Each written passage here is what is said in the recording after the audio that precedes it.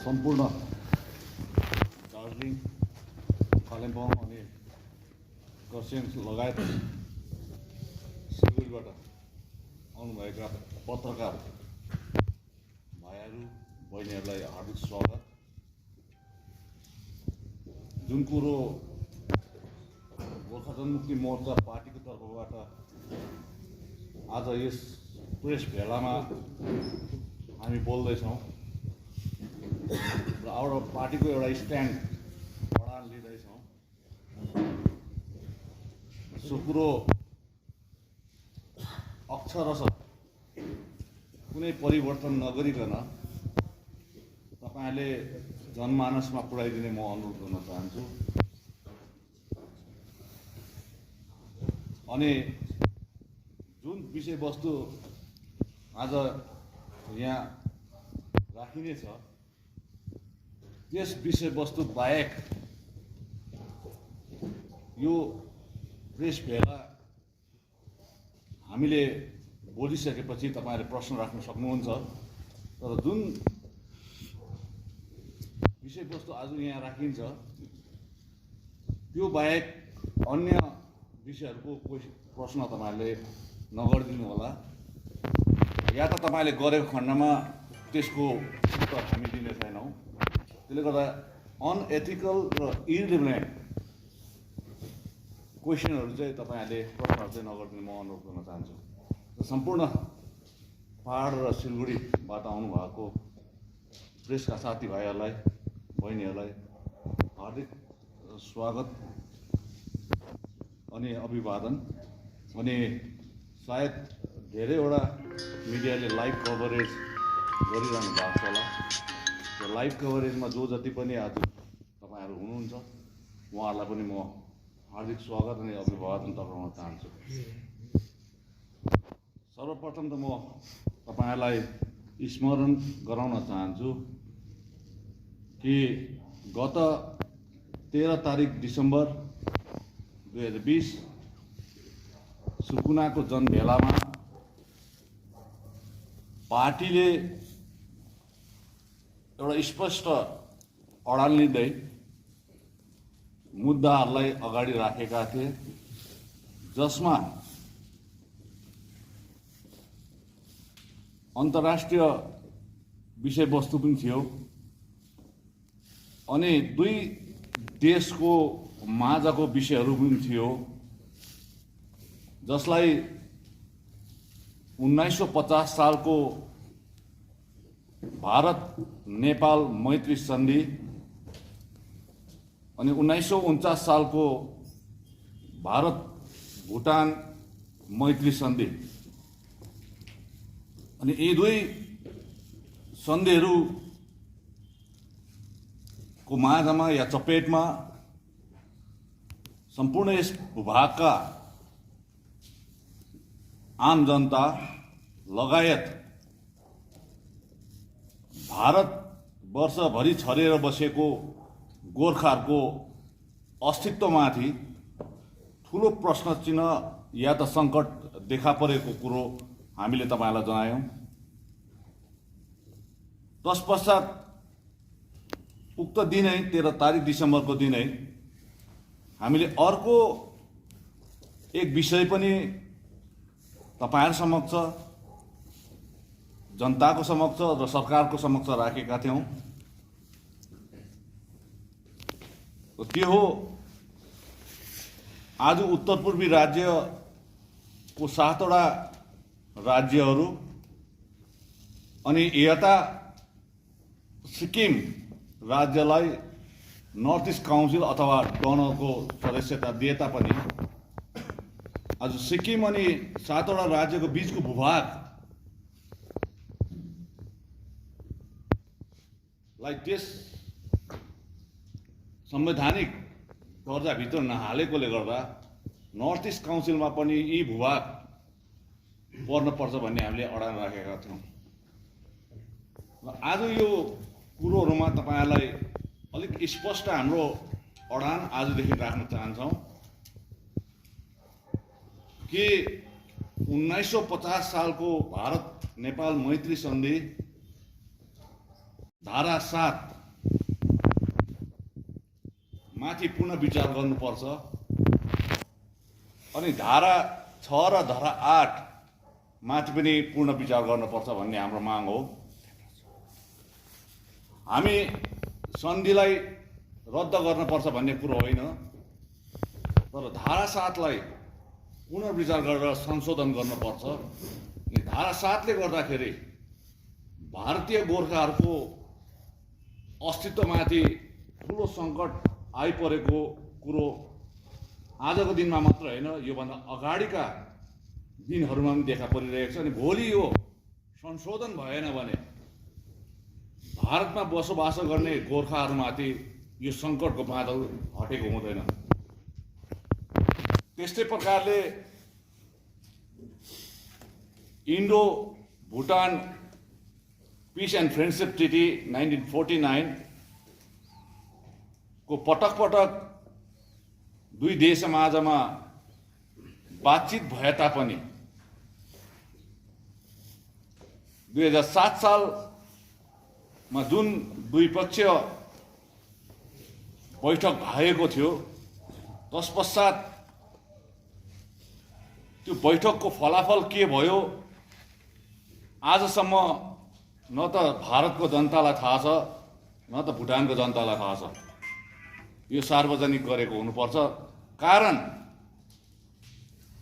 1949 सालको सन्धि मुताबिक कालिम्पोङ जिल्ला जो पहिला दार्जिलिङ जिल्लामा थिए अहिले अलग कालिम्पोङ जिल्ला परे र अहिले जलपाइगुडी जिल्ला पनि जलपाइगुडी डिस्ट्रिक्ट र अलिपुरद्वार जिल्ला भए ती जिल्लाहरूमा पर्ने डुवर्सका भूभागहरू 1949 सालको सन्धि अधीनस्थ भएकोले गर्दा हाम्रो माग यो हो कि यी कालिम्पोङ जिल्ला अनि डुवर्सका क्षेत्रहरूको आज पर्यन्त भारत सरकारकोमा यो भूभागलाई लिएर के स्टाटस छ त्यो सार्वजनिक गरेको हुनुपर्छ। साथसाथै अर्को फाँटलाई हेर्यो भने 1950 सालको Indo Nepal friendship treaty piece and friendship treaty लाई लिएर दुईवटा देशको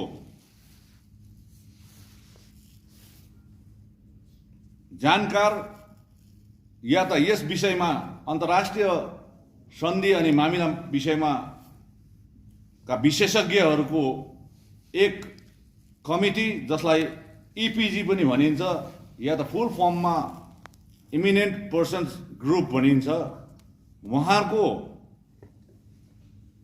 पटक पटक गरेर धेरैपल्ट दुई देशमाझमा बैठक पनि भयो, तर आजसम्म त्यो उहाँले दिएको रिपोर्ट इपिजीले दिएको रिपोर्ट न त भारत सरकारले सार्वजनिक गरेको छ या त नेपाल सरकारले सार्वजनिक गरेको छ। आज इपिजीले दिएको रिपोर्ट भारत सरकारले लिएको छ या लिएको छैन, बुझाएको छ या बुझाएको छैन, बुझाएको छ भने भारत सरकारको के अडान छ, गोर्खा जनमुक्ति मोर्चाको माग हो यो। र आज तपाईहरुलाई हामीले यो पहाडले ब्रिटिश इन्डिया हुँदादेखि सेपरेट एडमिनिस्ट्रेटिभ सेटअप हुनुपर्छ भन्ने माग 1907 सालदेखि गरी आएको हो। पछिबाट भारत स्वतन्त्र हुनुभन्दा अगाडि पनि यो माग उठ्यो 40 को दशकमा। तत्पश्चात स्वायत्त शासनको कुरा पनि आयो। 80 देखि 1980 को दशकमा अलग राज्य गोर्खाल्यान्डको आन्दोलन पनि भए, 2007 मा पनि भयो अनि आज पर्यन्त पनि यो आन्दोलन 2017 मा पनि भएर बस्यो। यतिका समयसम्म आन्दोलन हुँदाहुँदै पनि भारतको गोर्खाहरूले अनि यी भूभागका जनताले न्याय माग्दा माग्दा पनि भारत सरकार चुपचाप बसिरहेको छ र यो एउटा आइडेन्टिटी, एउटा चिनारीको प्रश्न पनि छ अनि भारतीय गोर्खाहरूको अस्तित्वको पनि कुरा छ यहाँ। र आज हामी यो भन्न चाहन्छौँ, बडो दुःखको कुरो यो पनि छ कि हाम्रो देशप्रतिको प्रेम, देशप्रतिको भेदभाव मतलब भक्ति, देशप्रतिको प्रेम अनि देशप्रतिको भक्ति माथि शङ्काको दृष्टिकोणले भारतको राजनैतिक मानसिकताले गोर्खाहरूमाथि हेरिरहेको छ। आज पनि भारतको राजनैतिक मानसिकता यही छ, गोर्खाहरूले भारत माताको स्वतन्त्र सङ्ग्रामदेखि आफ्नो अमूल्य योगदान दिए तापनि तत्पश्चात भारत स्वतन्त्र भए पश्चात पनि भारत माताको सेवा गर्दै आए तापनि अनि देशभक्ति र देश प्रेम देखाइरहे तापनि 1950 सालमा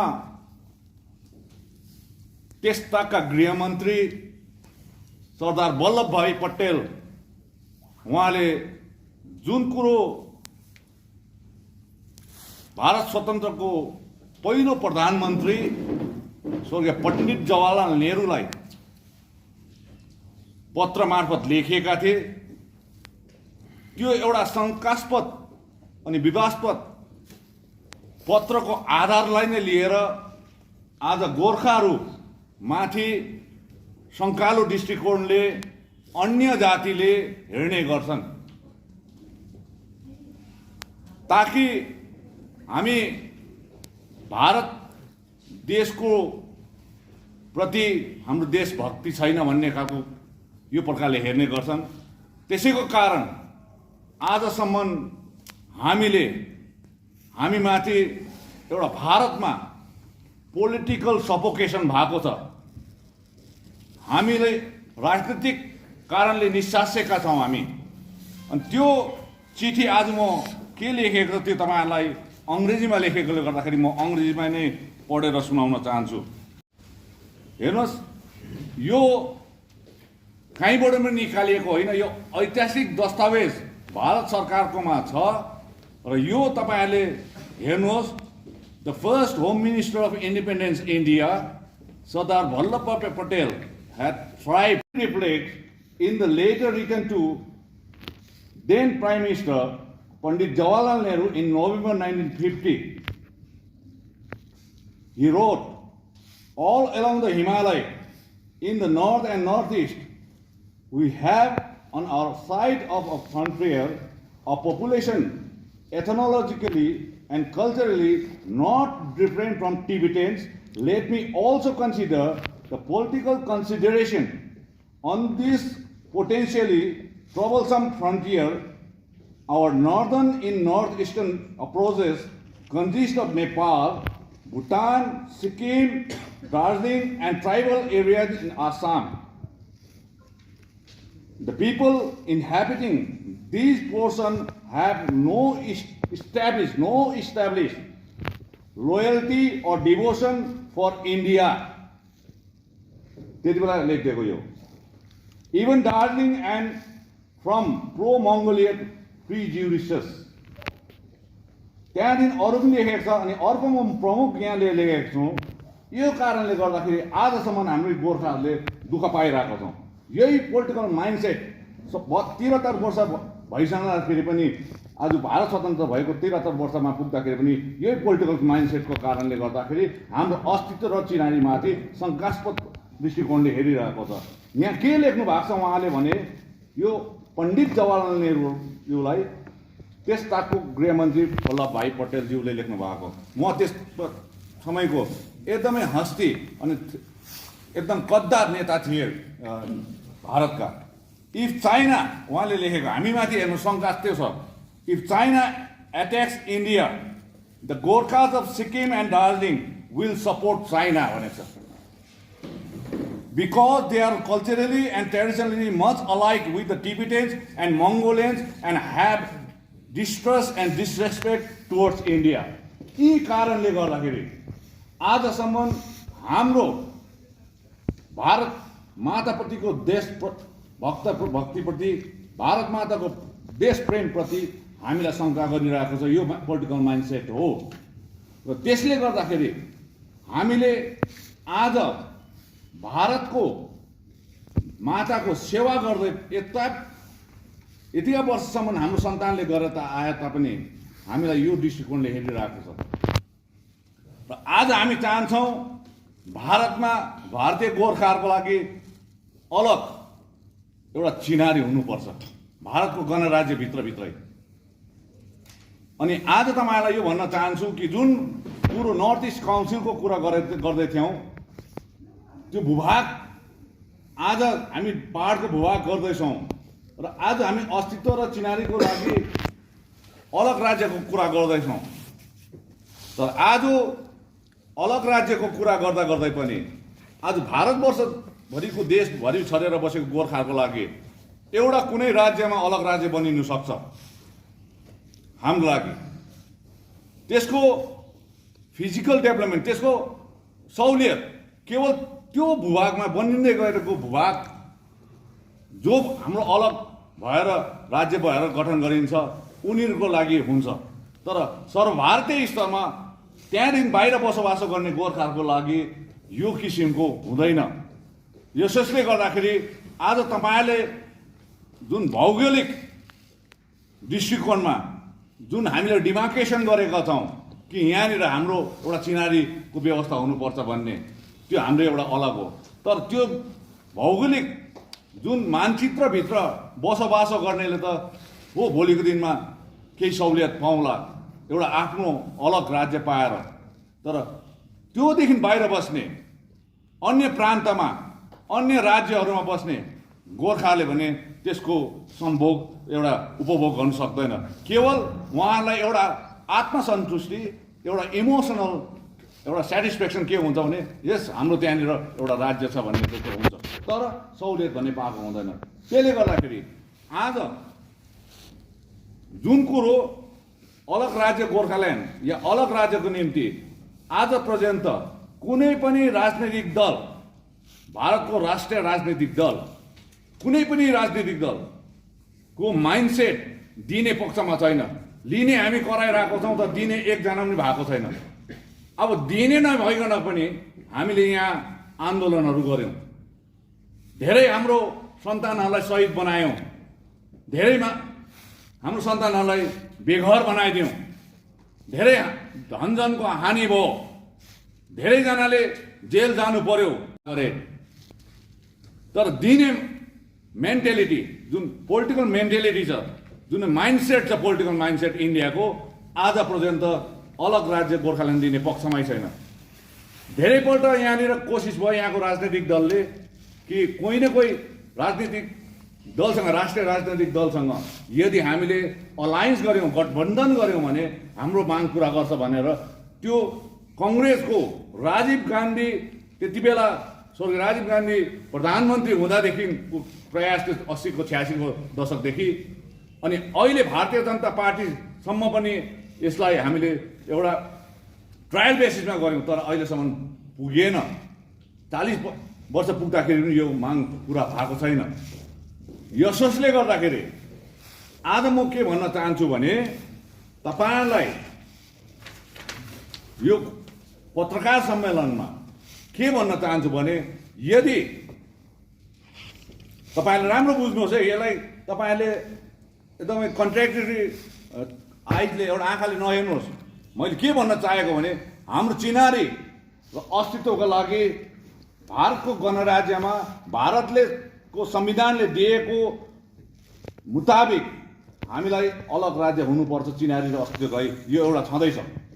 तर आज दिने जो दिल्लीमा बस्ने, नर्थ ब्लकमा बस्ने होस् या साउथ ब्लकमा बस्ने होस्, या आज भारतको राष्ट्रिय राजनीतिको तौरमा दिने व्यक्तित्वहरूले या मानसिकताले दिने पक्षमा छैन अहिलेसम्म। किनभने पहिलाको मानसिकताले नै जोडेर आएको छ यो कुरो। र आज तपाईँहरूलाई के भन्न चाहन्छु भने, एउटा उदाहरण स्वरूप यदि कसैलाई स्ट्रोक भयो अरे, स्ट्रोक भइसकेपछि हामी डक्टर कहाँ लान्छौँ? न्युरो सर्जनले या न्युरो फिजिसियनले हेर्छ स्ट्रोक भएकोलाई, अनि उहाँले दुईटा भन्छ कि तपाईँको ब्रेनमा ब्लड क्लट भएको छ र तपाईँले आइदर तपाईँले सर्जरी गर्नुपर्छ और तपाईँले दबाई खाएर जाति पाउनुपर्छ भन्ने हुन्छ। तर आज हाम्रो बिमारी सर्जिकल हो। हाम्रो त्यो ब्लड क्लट हामीले अपरेसन गरेर सर्जरी गरेर जाति पाउने हो, तर सर्जरी गर्ने डक्टरै छैन अहिले दिल्लीमा। त्यसले गर्दाखेरि हामीलाई मेडिकल चाहिन्छ, एउटा दबाई खानुपर्छ अहिले यो बिमारको लागि, केही हदसम्म हामी जाति बनाउनको लागि। त्यसैको लागि म तपाईँहरूलाई भन्न चाहन्छु, यो तपाईँहरूले राम्ररी संक्षिप्त रूपमा मैले लेखेर ल्याएको छु र म पढेर सुनाउन चाहन्छु। गोर्खाहरूको राष्ट्रिय चिनारी लिएर धेरै वर्ष अघिदेखि सङ्घर्ष चलिरहेको छ, त्यो तपाईँलाई याद छ। तर अब यो यसमै नै कन्फ्युजन छौँ, हामी माग्नेहरूमै कन्फ्युजन भइरहेको छौँ। त्यसले गर्दाखेरि यो कन्फ्युजन संविधानले क्रिएट गरेको कन्फ्युजन होइन, यो कन्फ्युजन राजनीतिक दलले कन्फ्युजन क्रिएट गरिरहेको छ हामी माझमा। र आज कुनै पनि दलले चिनारीको खोजमा आन्दोलन गर्दैछ भने, कुनै पनि दलले अस्तित्वको खोजमा आन्दोलन गर्दैछ भने, यहाँको माग्ने दलहरूले केवल चिनारी र अस्तित्वको मात्रै गरेको छैन, तर सत्तापट्टिको पनि राजनीति गरिरहेको छ। आज यहाँको भौगोलिक विकासको लागि पनि त्यो राजनीतिक दलले कुरा उठाइरहेको छ, अनि राष्ट्रिय चिनारी र अस्तित्वको पनि लडाइँ गरिरहेको छ। यसलाई एउटा गाँजे माझे बनाएको छ। हाम्रो भनाइ हो कि भौगोलिक विकासको लागि इलेक्टोरल पोलिटिक्स, चुनावी राजनीति एक सेक्सनले एउटा पोलिटिकल पार्टीले गर्नुपर्छ। तर आज प्रिन्सिपलको, आइडियोलोजीको, सैद्धान्तिक राजनीति जसले चिनारी र अस्तित्वको कुरा अगाडि बढेर जान्छ, त्यो अलगै बस्नुपर्छ भन्ने हेतुले हाम्रो पार्टीले, गोर्खा जनमुक्ति मोर्चा पार्टीले अहिले हामी दुई भागमा भनेको स्प्लिट अप भएको होइन, सेक्सन मात्रै लगाएको कामको कुरोलाई बाँडिदिएका छौँ। त्यसमा एक सेक्सनले, हाम्रो पार्टीको एक सेक्सनले, नेतृत्वहरूले या समर्थक या एक्टिभिस्टहरूले चुनावलाई हेरेर काम गर्छ भने, एक सेक्सनले राष्ट्रिय चिनारीमाथि, राष्ट्रिय अस्तित्वमाथि काम गरेको हुन्छ। यो तपाईँहरूलाई स्पष्ट रूपमा पार्टीको अडन राख्न चाहन्छौँ। अर्को कुरो चाहिँ हेर्नुहोस्, कोही पनि राष्ट्रिय चिनारीको लागि अघि त कोही मैले प्रथम पङ्क्तिमा जे भने त्यो कुरो नै म त्यहाँ राख्न चाहन्छु। फेरि दोस्रो फाँटमा पनि त्यो के हो भने, कुनै पनि डेमोक्रेटिक फ्याब्रिक भएको गभर्मेन्टमा या सिस्टममा, डेमोक्रेटिक सिस्टममा या गणतान्त्रिक व्यवस्थामा हामीले नेसनल आइडेन्टिटी कसरी चाहिँ हासिल गर्ने, कसरी प्राप्त गर्ने भन्ने कुरोमा चाहिँ हामीले पोलिटिकल साइन्सको डेफिनेसनलाई, एक्सप्लेनेसनलाई राम्ररी बुझ्नु आवश्यक छ। हामीले आन्दोलन गर्छौँ, सब कुछ माग्छौँ, तर पोलिटिकल साइन्सको एक्सप्लेनेसन र डेफिनेसनलाई भने हामी अलग्गै राख्छौँ, फेरि त्यसलाई याद गर्दैनौँ। त्यसकै कारणले गर्दा हामी यहाँ चुक खाँदैछौँ। अब पोलिटिकल साइन्सको डेफिनेसन र एक्सप्लेनेसनले के भन्छ भने, आज कसैले पनि एउटा शासन प्रणालीमा, राष्ट्रिय शासन प्रणालीमा अथवा अङ्ग्रेजीमा नेसनल गभर्नेन्समा भागीदारी पाए भने मात्र, या कुनै अल्पसङ्ख्यक, किन हामी अल्पसङ्ख्यक छौँ गोर्खाहरू, अल्पसङ्ख्यकले जाति, कुनै पनि अल्पसङ्ख्यक जातिले राष्ट्रिय चिनारी पाउन सक्छ भन्ने लेखिएको छ पोलिटिकल साइन्सको डेफिनेसन र एक्सप्लेनेसनमा चाहिँ। उसको नेसनल गभर्नेन्समा दो माइनोरिटी हो हामी, तर हाम्रो नेसनल गभर्नेन्स, राष्ट्रिय शासनमा चाहिँ हाम्रो भागीदारी हुनुपर्छ भन्ने हो। तब मात्रै नेसनल आइडेन्टिटीको कुरा आउँछ भन्ने चाहिँ पोलिटिकल साइन्सको डेफिनेसनले भन्दछ। मैले बोलेको होइन, मेरो पार्टीले बोलेको होइन, तर त्यो पोलिटिकल साइन्सले भनेको डेफिनेसन त्यो हो। अर्थात् कुनै यस्तो संवैधानिक व्यवस्था जसले देशको शासनमा त्यो जातिले भागीदार बनाएको होस्। आज गोर्खाहरूको सोध्नुहोस्, अब भागीदार नेसनल गभर्नेन्समा गोर्खाहरूको के रोल छ, जो हामी माइनोरिटीमा पर्छौँ।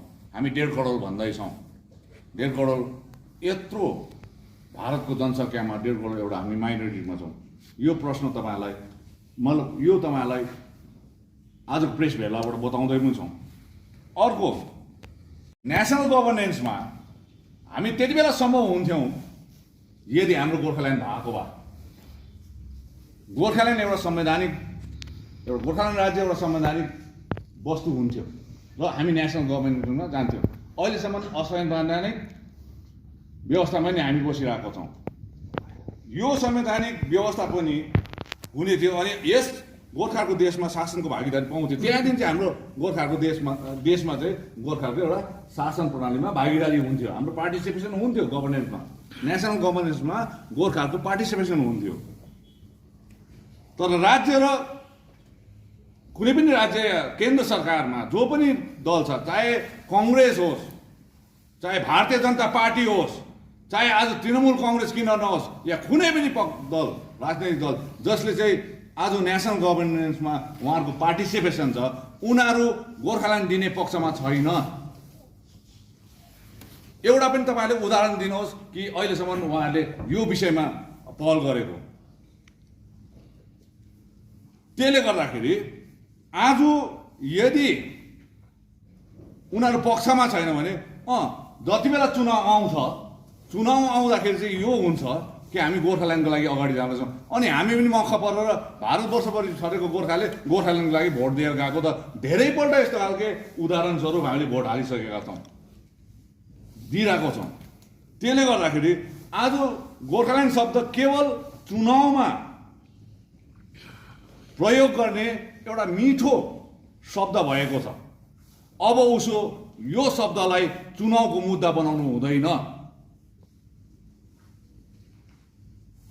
यसोस्ले गर्दा आज हेर्नुहोस् यो कुराहरू यति एउटा के भइरहेको गएको छ भने अब विडम्बना भएर गएको छ कि यति बेला हामीले चुनावको बेलामा उठाउनुपर्छ पाउनुपर्छ भन्ने। तर त्यही राजनैतिक दलहरू भोलि शासनमा जाँदाखेरि हाम्रो विरोध भइरहेको छ। न त हामीलाई कुनै राष्ट्रिय दलको माथि विश्वास रह्यो, अब न कुनै क्षेत्रीय दलको सँग विश्वास रह्यो। अनि अर्को तेस्रो कुरा म तपाईँलाई भन्न चाहन्छु कि यो बाहेक पनि मैले अघि नै भनिहालेँ, दबाई 2 किसिमको छ। एउटा अपरेसन गर्नुपर्छ, सर्जिकल अपरेसन, एउटा मेडिकेसन छ। त्यो बाहेक पनि हामीले आज कुनै शल्य चिकित्सा या अपरेसन सर्जिकल काम गर्न सक्दैन होला, त्यो डक्टर पाएन अरे। तर अहिलेसम्म हामी फेरि त्यतिकै बसिरहने अनि त्यही राजनीतिक अवहेलनाको शिकार भइरहने गोर्खाहरू त्यही हामीलाई तिरस्कारको नजरले हेरिरहोस्। हाम्रो भावी पिँढी पनि यही लडाइँमा लडिरहने केही त होला नि त। त्यो बाहेक पनि अरू के हुनसक्छ? अहिले दिने पक्षहरू त्यसमा छैनन् भने आज त्योभन्दा अरू पनि त हुनु सक्ला।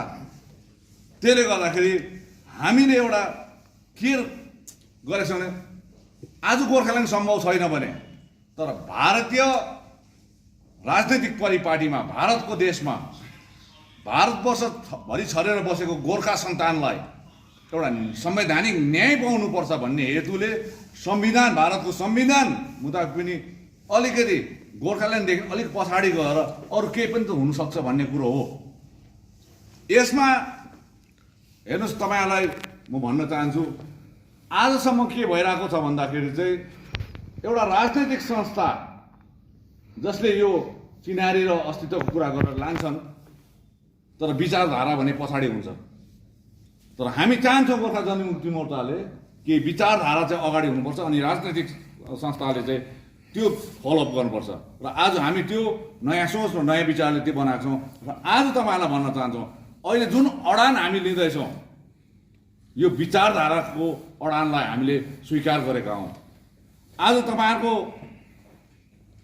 एउटा संस्था त भन्दिनँ, यो एउटा विचारहरूको उपज हो, एउटा गोर्खा भारतीय विचार मञ्च। यो कुनै संस्था होइन, अपोलिटिकल पार्टी अर्गनाइजेसन पनि होइन। यो विचार मञ्च, गोर्खा भारतीय विचार मञ्च, यो भारतीय गोर्खाहरूको बौद्धिक क्षमता भएको बौद्धिक जमातहरूको एउटा साझा विचारधारामा आएको संस्था पनि भन्दिनँ, विचारधाराहरूको मेल मात्रै हो यो। त्यसले गर्दा आज गोर्खा भारती जुन विचार मञ्च छ, जो आज भारतवर्षभरि छरेर बसेको गोर्खाको बौद्धिक जमात छ, उहाँहरूले नयाँ सोच र नयाँ विचार अनि गोर्खा जनमुक्ति मोर्चामाथि एउटा उहाँको विचार पनि हामीलाई आइरहेको छ। यही कारणले गर्दाखेरि आज तपाईँहरूलाई म भन्न चाहन्छु, यो आज अघि नै भनिहालेँ, भोलि यहाँनिर नर्थ इस्ट काउन्सिल पनि भयो अरे, यहाँ भोलि अलग राज्य गोर्खाल्यान्ड पनि भयो अरे। तर यो बनिएको जग्गाको हामी जनताले यसको सहुलियत यहाँ उपभोग गर्न पाउँछौँ, तर भारतवर्षभरि छरेर बसेको गोर्खाले यसको उपभोग गर्न पाउँदैन। केवल एउटा आत्मसन्तुष्टि हुन्छ, हाम्रो त्यहाँनिर बनिएको छ भन्ने मात्र हो। तर आज हामीले गोर्खा जनमुक्ति मोर्चा पार्टीले सर्वभारतीय स्तरमा गोर्खाहरूको पनि हित र भलाइ हेर्न पर्छ। यसोस्ले गर्दाखेरि हामीलाई आज भारत सरकारलाई पार्टीको स्ट्यान्ड सम्पूर्ण भारतवर्षभरि छरेर बसेको गोर्खाहरूलाई यदि संवैधानिक न्याय दिनुहुन्छ भने, चाहनुहुन्छ भने, आज एनआरसी जस्तो कानुनले, नियमले हामीलाई त्यहाँबाट एउटा सुरक्षित राख्नुहुन्छ भने हामीले के गर्न चाहेका छौँ भने, अब तपाईँहरूले अपरेसन गर्नु चाहँदैन भने पनि आज हामीलाई दबाई दिनुपर्छ गोर्खाहरूलाई, भारतवर्षभरि गोर्खाहरूलाई। र त्यो हो कि संविधानमा तपाईँहरूले संशोधन गरेर अल इन्डिया गोर्खा एसेम्ब्ली गठन गरेको हुनुपर्छ। All India Gorkha assembly. अब यो कस्तो प्रकारको गठन गर्नुपर्ने, के हुनुपर्ने, यसको कुनै भौगोलिक सीमा छैन। यसको कुनै भौगोलिक सीमा छैन। यसको सर्वभारतीय स्तरमा भएको हुनुपर्छ यो। र यसमा अब सबै भारतको वर्षभरि छरेर बसेको गोर्खाहरूको जनप्रतिनिधि त्यहाँ बाई इलेक्सन चुनाव मार्फत आएको हुनुपर्छ। मैले भने यसको भौगोलिक सीमाङ्कन रेखा हुँदैन। यो भारतवर्षभरि जहाँ जहाँ राज्यमा छ गोर्खाहरू त्यहाँ नै लागू हुनुभएको हुनुपर्छ। र तर त्यो अल इन्डिया गोर्खा एसेम्ब्लीमा जो पनि चुनेर आउँछन् उहाँहरू एउटा एडल्ट फ्रेन्चाइज, एउटा चुनावको प्रक्रियामा चुनेर आएको हुनुपर्छ। र प्रत्येक राज्यहरूबाट, प्रत्येक जिल्लाहरूबाट, भारतको प्रत्येक प्रान्तहरूबाट गोर्खाहरूको प्रतिनिधि त्यो अल इन्डिया गोर्खा एसेम्ब्लीमा भएको हुनुपर्छ।